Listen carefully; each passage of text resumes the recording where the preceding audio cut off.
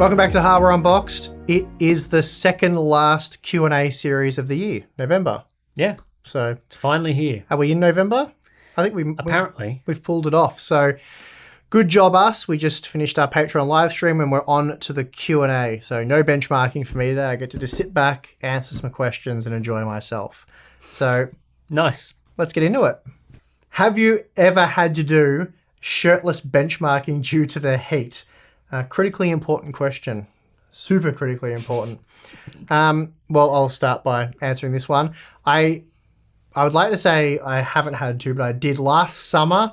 My AC broke in my office, so I couldn't do any critical benchmarking where keeping temperatures in check was important, but I was still doing some work. And my benchmark lab, my office is upstairs as well. So it was pretty horrendous on some of the days. I had a little portable AC thing. It was not coping. Yeah, it was like a week. And yeah, then I got my new AC installed and life was good. I could go back to wearing a shirt when I benchmark. What about you, Tim? I can't say I've ever gone down to the full underwear or anything like that. It does get hot sometimes, but I'm generally, don't generally go shirtless. I think people are hoping that we're just sitting around showing off our ripping good bods and stuff like that while we do some benchmarking, but hasn't really happened. So yeah. All right, next one. By your estimate, how far away in years, so that's the metric we're using for this one, are we from seeing 4K gaming at 144 FPS? How long after that will it be something everyone can enjoy like 1080p is now? Well, if you think about what can a 2080 Ti do now on sort of ultra settings, you're looking at like your 60 FPS at best sort of 4K. So if we're thinking 144 FPS, then you're going to need, well, at least double the GPU performance. So if you think of what are we getting these days, you just did like your 5700 XT video comparing to what was around about 3 years ago, and that was what, giving you about 15% per year? Yeah, 15-20% optimistic. Case. The problem with that is, though, that's not taking into account that games become more visually demanding. I was gonna I'm sure get you're to working that. towards So that. It has to sort of be a situation where not only does the GPU have to get twice as fast, it has to then outpace what the games are doing. So just purely from today's visuals, Sure, we need twice the performance plus, at least twice the performance. So that alone is probably 5 years away, if not more. I'd say to be 2 actual generational leaps. Yeah. So not refreshes. So I'd say, probably at least 5 years for that, and then another couple of years at least, because it has to outpace this sort of what games are going to be doing, especially with the console jump that's going to come soon, which is going to change a lot of things. So yeah, long time for that. And then how long after we see everyone getting to enjoy that? Well, I mean, who knows? I mean, it's just too hard to say. Of course, No time so soon that you have to worry about it now, basically. Yeah, that's right. I mean, 1080p and 1440p will be around for a while. Of course, you can turn down your graphics settings and play at 144 FPS. But if you're talking about your ultra settings, then we're still, a while away. Yeah, I mean, there's not too much incentive to play at 4K over 1440p if you're lowering visual quality settings to do it. Yeah, that's right. Doesn't make too much sense, I don't think. All right, I'll read this one out as well because this is a Tim question, I reckon. I see monitor in there. Can you buy a bad gaming monitor these days? What telling specs should people look out for to identify between a deal and a waste of money? I don't think there is much, is there? I don't know, let us know. What do you reckon, Tim? So as far as like bad gaming monitors, there's products that aren't very good out there. It's not one of those situations where you can just pick something off the shelf and expect it to be like amazing. There are definitely products I've found that are bad. The problem, though, is with the spec sheet. There's really nothing on spec sheets that really indicates what's going to be bad because it's just basic stuff. It's like your resolution, your refresh rate, and sure, you might be able to see some things like if a monitor doesn't have adaptive sync, that's probably a red flag and something that you should avoid. But even stuff like the response times are just like generally fudged or at least much more optimistic than what you really get. So yeah, it's unfortunate there's nothing really on the spec sheets that'll be able to tell you. But for bad gaming monitors, most of the stuff I find is things that you really won't be able to discover unless you either buy the product or review it. Like there was one monitor I reviewed recently where you couldn't change the overdrive or on the panel without having adaptive sync disabled, which makes the monitor a bit useless because you want to crank up the speed of the monitor, but you can't use it with the main gaming feature. So it tends to be things like that I find. So you just have to look at reviews to figure out where those sort of products are. I've seen plenty of monitors as well where like flickering is a pretty big issue that you see from user reviews, and there's just no way you'd be able to tell it from a spec sheet. So yeah, I think reviews are pretty important for monitors, so Definitely. check them out. Why do some GPUs have their heatsink fins running lengthwise like the Sapphire Plus and others don't, like the Asus Strix? Is it meant to push the hot air out a different direction, like out the rear or inside a case? Or is there another reason for the different designs? I think most of the air, or pretty much all of it, would be getting dumped inside the case, no matter which way the fins face. I think having it run, so the Pulse has it run the length of the PCB, so long ways horizontally, let's say. I think the advantage of that design, and again, unfortunately, we don't have a whole lot of time to research this with speak to people in the industry, but I would say it's a cheaper design for one, and it allows more a cost-effective way of producing a lot of surface area. Because when you run it the way the Strix had it, which was vertically, they get broken up. So you'll see there's like usually 2 or 3 arrays because the heat pipes, they can't run the fins through them. Whereas if you do, the heat pipes come out the top, you lose a bit of the height of the card becomes a bit narrower, but I think it's mostly probably it's a more complicated way to do it the way the Strix card's done.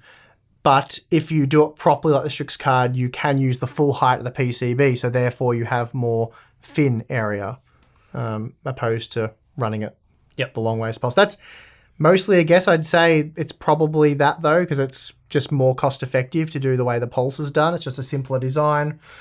But I don't think there's too much more to it than that. There's probably a bit more turbulent air in the cheaper design because the fins are so much longer. So you've got multiple fans cramming air into the same fin space, whereas when they run vertically, the air exits faster. So you're getting more cool air in, and then each fan sort of covers its own section. So probably improves thermals and reduces operating volume a little bit. Okay. Question we get asked a lot. We've probably already answered this in a Q&A, so I won't spend too long on it. But question is, building a new PC is $100 price increase, so we're going to have to assume US dollars. Yep. Could be Australian, I'm not sure. From the 2600 to the 3600. So Ryzen 5 2600, is it worth spending $100 more to get the Ryzen 5 3600? And we're going to assume gaming is the priority here. Probably. I mean, probably doesn't make too much difference. But yeah, even if it was $100 Australian, but if it's $100 US, then definitely the answer would be not worth it. They're both 6-core, 12-threaded CPUs. The 3600 is Zen 2 based, so it'll be a little bit better. But if you're gaming, for example, you're better off spending that $100 on a more powerful graphics card, because you won't notice the difference between those two CPUs at, say, 1440p with an RTX 2070 Super. Yep. So I know I said I wouldn't spend too long on that one, but that's as quick as I could answer it. So hopefully that is a useful answer. I overclocked my 60 Hz monitor to 75 Hz. How much of the lifespan am I actually cutting off by doing this? It's an interesting question. I was surprised it's got as many upvotes as it did, because I think overclocking monitors is kind of a niche thing. Did you upgrade the cooling? Yeah, I'm not sure. So yeah, how much of a lifespan is it cut off? There seems to be varying reports on sort of the damage that overclocking a monitor does. A lot of people have absolutely no problems with it throughout the life of the monitor, and that seems to be the most common thing that you find. You don't see a lot of people I haven't heard of problems overclocking and then it just dying. Yep. And certainly it's not going to damage the panel, because overclocking, tends to be issues with you're increasing the voltage, you're pushing up the heat, which degrades the components more quickly. Whereas a monitor's panel itself doesn't really get that hot. The main heat element is the backlight. But where it comes into an issue is with the scaler. So you have to run the scaler faster, and the scaler is the chip that dictates which pixels are doing what. So when you increase that from 60 to 75 Hertz, that has to run faster, which means again it has to push out more heat. And some of those designs where they're built as a 60 Hertz product. They don't do a lot of cooling or anything on the scaler because it's just like an entry-level product. It's run slow. And you start pushing that up, it's going to have to run hotter. So there is a chance that the lifespan will be reduced. I wouldn't rule it out. I wouldn't say there's never going to be an issue there. But I think for most people, judging by what user reports are saying, is that it's really not that much of an issue. So I probably would still go ahead and overclock. But yeah, that's pretty much the summary of that one. Yep. Well, if you're gaming, the upgrade from 60 to 75 is still quite significant. Yeah, it's definitely worth doing at 60 hertz. I would say if you're overclocking your 144 hertz monitor to like 165 hertz, it's probably much of a muchness. You're better off just not taking the risk of it dying. Yep. I would say that sort of monitor is less likely to die from overclocking. Sure. So there might be a reason still to do it there. But yeah, there's a big advantage from your 60 hertz monitor. So yeah, give it a shot. It's a bit of fun too. Get a nice little bonus. I've never really played around with it. So yeah. What is the best bang for buck, as in frames per dollar, GPU for 1080p, 1440p, and 4K? Well, I think based on our recent 1650 Super review, I would say at the low end for your 1080p, 1650 Super or RX 570, either of those probably. You could squeeze the RX 580 in there as well. You get that 8GB VRAM buffer. And probably soon the RX 5500. But yeah, right now if I had to pick one to be the 1650 Super or the RX 570, I think 1440p, your mid-range, probably RX 5700, maybe a 5700 XT, either of those kind of work. And then at the high-end 4K, it's like, well, RTX 2080 Super or Ti, maybe even just a vanilla 2080. There's no good bang for buck option at that price point. You are paying the premium for getting the frames needed for 4K. So yep. Is the premium you pay for NVMe over SATA SSDs worth it for a pure gamer? I only really care about load times. Well, I mean, I suppose it depends on how much you really care about load times, because I don't think the difference between a decent SATA, I know they're limited by the SATA interface, but compared to like a really good NVMe drive, I haven't done like side-by-side game loading tests, but I don't imagine it's that significant.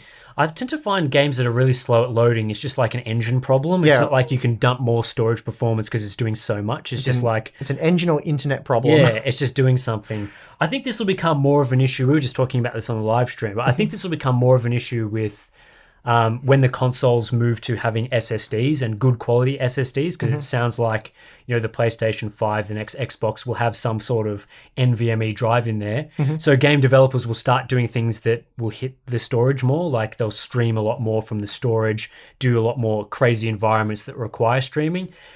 That might need to be so this topic might need to be revisited when games start doing those sorts of things. But at least for now, I think I'd say no. Fine. And a lot of the NVMe drives, although not an expert, haven't done a lot of updated testing recently, like as in the last few years. But I think a lot of the NVMe drives, they're not that much faster than SATA for your small read and writes. Yeah. Again, not an expert. Could be wrong on that. But anyway, I think I would just answer that one by saying no, I don't think it's worth paying the premium. All right, next question. Is the 1650 Super worth it? Or should I wait for the RX 5500? Wait for the 5500s. Well, by the time you watch this 5500 AIB reviews, we've seen the OEM cards and that, and you can sort of draw pretty accurate conclusions from that. But the AIB full-blown 5500s, I expect reviews of those will be like a week or two away. Yeah, at a guess. So may as well just see what the performance is like before making a call. I'm pretty certain they're landing like in December. Mid-December at the latest. So you'll have your answer soon. But if you had to buy right now, the 1650 Super looks okay. The only issue with it is the 4GB VRAM buffer. So, but then 8GB RX 570s are pretty pricey. So really it's like 8GB RX 580 is like $20 more. So, but it uses a fair bit more power. So yeah, I think it's good though to see that the 1650 Super is quite competitive in that sort of lower price category, because Nvidia's cards have not been super good below sort of well, they haven't been super good below you sort of even $400 or $500. They've sort of been outperformed by AMD on value. But yeah, it's good to see something good there for once. Given the success of Zen 2 with IPC performance and the first glimpses of Intel's 10nm on mobile, do you think that the move to 10nm on desktop will mean that Intel will lose the only advantage it still has over AMD, that being frequency? It's an interesting question. I think based on what we've seen from the mobile parts, they will not clock particularly well. They certainly have lost a significant chunk of clock speed there. It's not clear what that means for the desktop, whether the limits we're seeing on the mobile front are the limits for the desktop. So around that sort of 4 gigahertz maximum, which would see it lose the frequency game to Well, I'd AMD. say it would be now. Yeah. So I'm hoping they're probably hoping to improve that by the time they hit the desktop. Yeah, I think that's definitely fair, because it seems unlikely that we'll be getting at least this generation of 10nm parts for the desktop. At the same time, though, it does seem like the new Sunny Cove CPU core design does have a significant IPC improvement, which is being offset in the mobile parts by the lack of clock speed, so you don't really get much there. But who knows what that will mean on the desktop. If they can clock it, even low 4 gigahertz, they should still be pretty competitive with Zen 2 because of how much they've been able to do with the architecture. So yeah, Be interesting to see. It's interesting to see, because this discussion probably is irrelevant because they're not going to use this current design for the desktop, but certainly in the next couple of years, I think there'll be some competition there for sure. I've got a question here. Should I consider the 9900K or wait for the upcoming 10th gen and get the 10900K? So I'm guessing they're assuming that's the 10 core, 20 thread part. Do you think that 10 cores will last longer than 8, and that's purely for gaming? Well, 10 will last longer than 8, but, when are you going to... How long until 8 cores and 16 threads at 5 gigahertz is not enough for gaming? Probably longer than you want to keep that 10900K for, but the 10900K is going to be an interesting one. Haven't speculated too much about it, but 10 cores on the same 14nm process, so basically adding another 2 cores to the 1900K, that is going to be hideously power hungry, that thing. Because, we just saw what the 10900X was like, and that was not great. So this would be a little bit better than that, I would think, but not a lot better. If the toss-up was between the 900K and the 10900K for gaming, I'd just get the 1900K right now. But for me, it's hard to invest in a dead platform. But if you're going with like an RTX 2080 Ti, then sure, do that. But if you're going with a mid-range or lower sort of graphics card, be looking at sort of like a Ryzen 7, Ryzen 9 processor. In the AOC CQ27G2 review, you mentioned G-Sync and Adaptive Sync often, but never mentioned FreeSync, even though it has the FreeSync label on the box. Does Adaptive Sync equal FreeSync in your reviews going forward? I tend to like to use Adaptive Sync where possible because it's kind of a universal brand for it. FreeSync can, for some people that don't really follow the industry as much as maybe we do, that can maybe give the impression that it only works with AMD cards, the same as how G-Sync maybe gives the impression it only works with NVIDIA cards, even though, as it stands today, FreeSync works with both. And even now, the latest G-Sync modules apparently also work with AMD cards. So I prefer using Adaptive Sync just because it gives you a universal understanding that it will work with the latest GPUs, even Intel's GPUs. The reason why I would only mention G-Sync in that review specifically is because it was G-Sync compatible certified, which means that as soon as you plug it into your NVIDIA GPU, it starts working with Adaptive Sync immediately. Non-certified products require you to go in and check the checkbox. I'm sure a lot of people are familiar with that. So that's really the only reason I would mention G-Sync there. As far as it is concerned, Adaptive Sync and FreeSync and G-Sync compatible are all basically the same. So yeah, I just like using Adaptive Sync. It's nice and straightforward. Gives you the message immediately. So what you're saying is you're not Adaptive Sync bias? Pretty much, yeah. This is a question for you. Is the i5 2500K really dead in 2019? Yes, it really is. It's pretty slow. Well, if you're still playing StarCraft, then it's not that dead. But if you're playing like Battlefield 5 and newer and more demanding games, then yeah, it's pretty dead. Pretty dead. Given that AMD has performed better than expected in all segments of the markets with the Zen 3000 series, do you think software developers, Adobe Premiere Pro, Blender, etc., will start optimizing for AMD chiplet architecture as well as creating future software to better utilize core count processors? Keep up the awesome content. A bit struggling there after the nanos we just had. Yeah. It's Yeah, I think we're starting to see not necessarily optimizing for AMD architectures specifically, but certainly optimizing for core count. Yeah, I don't know if you can optimize for that as such. Yeah, I'm But- not sure how you'd optimize for the chiplet architecture. It's just you want more cores and Better utilize cores, cores and threads.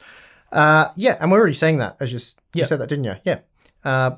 Premiere Pro, the 2020 edition, is a lot better than the 2019 edition, and we expect to see improvements as we go forward. So, and then the Adobe's been one of the slower software companies to sort of adapt to that sort of stuff. So the fact that they're doing it now is probably a pretty positive sign. I think the other way as well, the Zen architectures are continuing to introduce things that Intel architectures have had for a long time. So even as we continue to go, and we've just seen with Zen 2, the improvements like your AVX 256 is significant compared to earlier Zen designs, which helps for those apps that sort of had optimized for Intel having that feature for so long. So we'll start to see more and more of that happening as well as the designs get better. So I think in both fronts, this sort of design with all the latest features, lots of cores, good IPC, good clock speeds is going to be the way to go.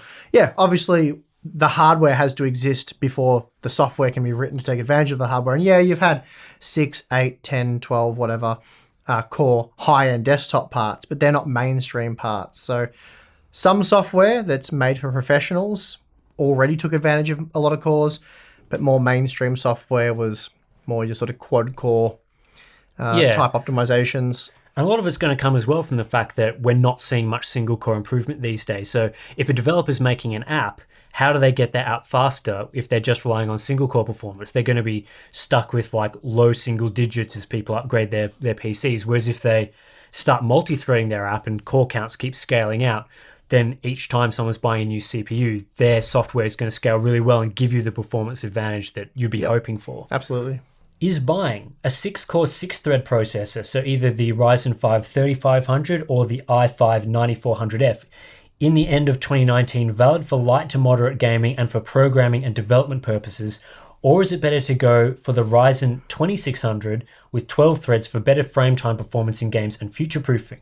All this is because in my country, the Ryzen 2600 is more expensive than the Ryzen 5 3500, and even though the 3500 and 9400F are of the same price, the B450 motherboard costs a bit more, pushing the overall cost a little bit higher. So, okay, I think it's 6 threads versus 12 we'll threads. start with that. Yeah, there's a few things to address there. I feel like not to the same degree, but we're kind of looking at like another Core i5 7600K versus Ryzen 5 1600 situation. So back in mid 2017, the Core i5 processor was pretty much faster in every single game, and gamers tend to lead towards it. But my argument was it's 4 threads versus 12 threads, which is, like I said, more significant than 6 versus 12.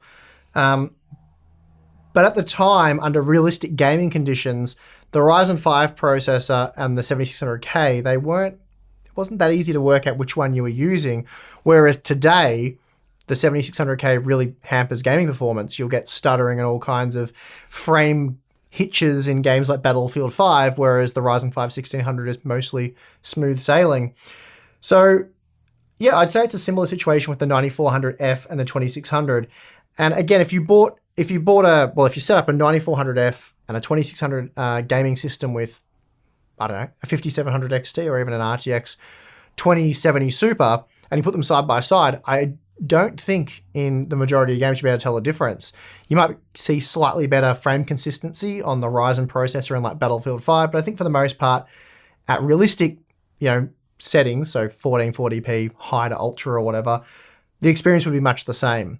But if you took those systems, went 2-3 years into the future and were playing AAA titles then, I'm fairly confident the Ryzen 5 processor will be much smoother. So I think that answers that first part.